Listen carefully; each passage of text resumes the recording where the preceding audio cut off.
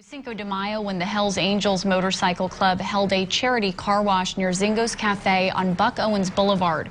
Court documents say that several members of the Mongols knew about the event days prior and set a plan in motion. Outlaw biker gangs, lawless, ruthless, and built on a code of brotherhood that only the toughest can survive. Among them, one name stands above the rest: the Hells Angels. With their infamous Death's Head patch and unbreakable grip on the criminal underworld, they have dominated the outlaw motorcycle scene for decades. Drug trafficking, weapons smuggling, brutal beatdowns. These guys don't just ride bikes. They rule entire cities. But no king can survive forever without challengers. And the Hells Angels have made plenty of enemies over the years. Some tried to fight them and lost. Others barely put up a fight at all. But one rival refused to back down. One club turned the streets into war zones, sent shockwaves through law enforcement, and struck fear even into the hearts of the Hells Angels themselves. This is the story of the Mongols Motorcycle Club, the most brutal enemy the Hells Angels have ever faced. The gang that didn't just challenge them, but waged war against them. Stay tuned, because by the end of this video, you'll see just how far these two clubs were willing to go to destroy each other, and why the war is far from over. 10 to 15 members of the Hells Angels were lured away from their event and into the adjacent parking lot. Ricardo Vieira, who'd recently driven up in his car, got out and fired into the crowd. Chapter 1. The Rise of the Hells Angels. To understand the Hells Angels' most dangerous enemy, we need to go back to where it all started. 1948, Fontana, California. A group of World War II veterans, hardened by battle and drawn to the adrenaline of fast motorcycles and brotherhood, formed a motorcycle club unlike any other. They named themselves the Hells Angels, inspired by the fighter squadrons of the war. But these weren't just guys looking for weekend rides. They were looking for something bigger. As the years went on, the Hells Angels evolved from a group of outsiders into an outlaw empire. By the 1960s, they were feared on both coasts of the United States. Their reputation: brutal enforcers, drug traffickers, and outlaws who followed their own rules. If you crossed them, you didn't get a warning. You got a funeral. They were unlike any other biker gang at the time. They weren't just lawbreakers. They were organized, disciplined, and relentless. They spread like wildfire, establishing chapters in San Francisco, Oakland, and eventually across the globe: Canada, Australia, Europe, you name it. The Hells Angels weren't a club. They were an army. They ran their operations like a military force. They had assistants, foot soldiers, and a war chest funded by illegal activities: drugs, extortion, smuggling, you name it. They were doing it. Unlike other clubs, they didn't tolerate competition. They absorbed weaker biker gangs into their ranks or crushed them completely. If you weren't with them, you were against them. But then, in 1969, a new club emerged, one that refused to bend the knee. A club that would become their deadliest rival. A member of the Mongols biker gang has been arrested in connection with the murder of a rival gang member at an Ontario bar last month. A federal criminal complaint charges 51-year-old Clifford Lavoie of Montclair with assault resulting in serious bodily injury. Chapter 2. The Birth of a Rival. The Mongols MC. The 1960s were an explosive time in America. The country was divided by war, civil rights movements, and rising gang culture. While the Hells Angels were dominating the biker world, there was one group that felt completely shut out: Latino riders. At the time, the Hells Angels were mostly white-dominated, and they didn't just turn their noses up at Latino bikers. They refused to let them join. This wasn't just an insult. It was a declaration of superiority, and for some, that was something they couldn't ignore. So in 1969, a group of Latino bikers in Montebello, California, decided to form a club of their own. A club that wouldn't just ride alongside the Hells Angels, they'd ride against them. They called themselves the Mongols Motorcycle Club. And unlike the other clubs the Hells Angels bullied into submission, these guys were built for war. The Mongols were different from the start. These weren't just guys looking for a brotherhood. They were guys with military backgrounds, ex-gang members, and hardened street soldiers. They had been fighting their whole lives. And they weren't afraid of the Hells Angels. From the very beginning, the Mongols refused to be second place. They wore black and white patches with a Mongol warrior, a clear challenge to the Hells Angels' red and white. And more than that, they claimed Southern California as their region, The Hells Angels, who had crushed countless clubs before, thought they'd do the same to the Mongols. They were wrong.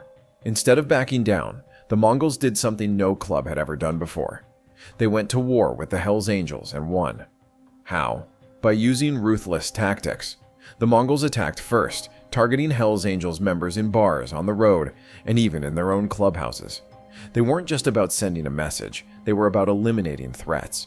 The Mongols didn't play by the usual biker rules. When they fought to kill. They weren't interested in proving a point, they were interested in taking over. The war was officially on, and neither side was willing to back down. The Mongols weren't just fighting for territory, they were fighting for respect. And the Hells Angels, for the first time, had met a club that wasn't afraid of them. And as the Mongols gained numbers, it became clear. This wasn't going to be another quick Hells Angels victory. This was going to be a war. Chapter 3. The Biker Wars. Blood in the Streets. The U.S. federal government accuses two members of the Mongols Motorcycle Club of confronting another person of a different motorcycle club, saying they shot the rival gang member after an argument inside the Firewater bar.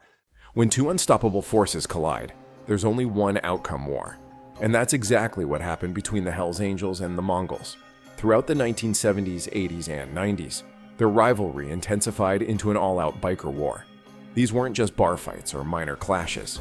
This was a brutal, calculated blood rivalry that played out in the streets of California, Nevada, and beyond.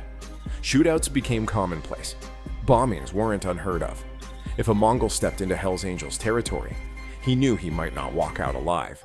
And the same went for any Hells Angel caught in Mongol-dominated domains.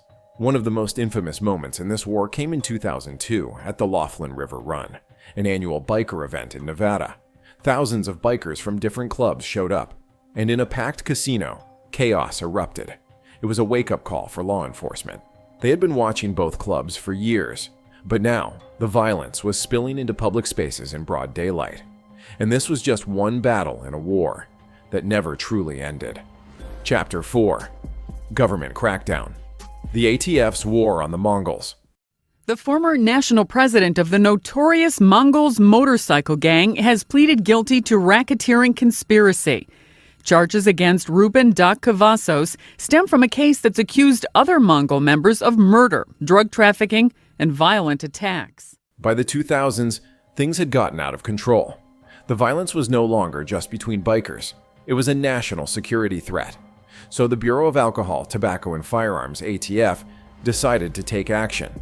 In 2008, the ATF launched Operation Black Rain, one of the most aggressive undercover stings in biker gang history.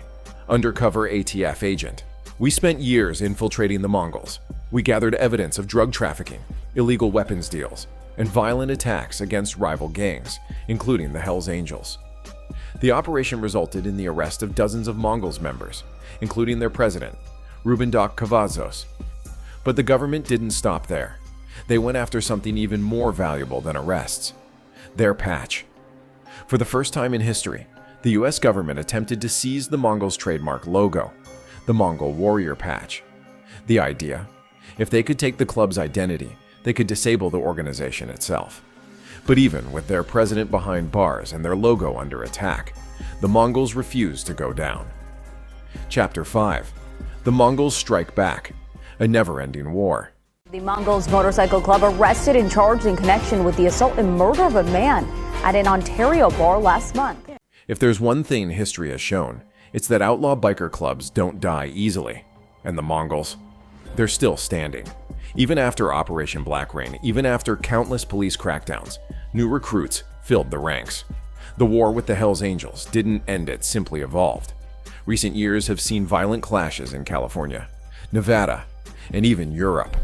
Hells Angels and Mongols continue to fight over territory, respect, and power. And despite all the government's efforts, the Mongols' logo remains theirs.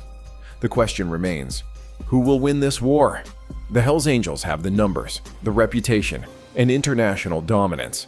But the Mongols, they have something more dangerous. They've proven time and time again that they won't back down, no matter what. Who really won? So who is the most brutal enemy of the Hells Angels? The answer is clear. The Mongols MC. They've matched the Angels in violence, challenged them in power, and survived every attempt to destroy them. In the brutal world of outlaw biker gangs, the Mongols remain the one enemy the Hells Angels could never crush. The war isn't over, it's just waiting for the next battle. So what do you think? Will this war between the Hells Angels and the Mongols ever truly end? Or is it destined to keep spilling blood for generations? Let me know your thoughts in the comments. And if you enjoyed this deep dive into the world of outlaw biker gangs, don't forget to like, subscribe, and hit that notification bell. Because trust me, we've got more insane stories coming your way. Thanks for watching, and I'll see you in the next one. Stay sharp.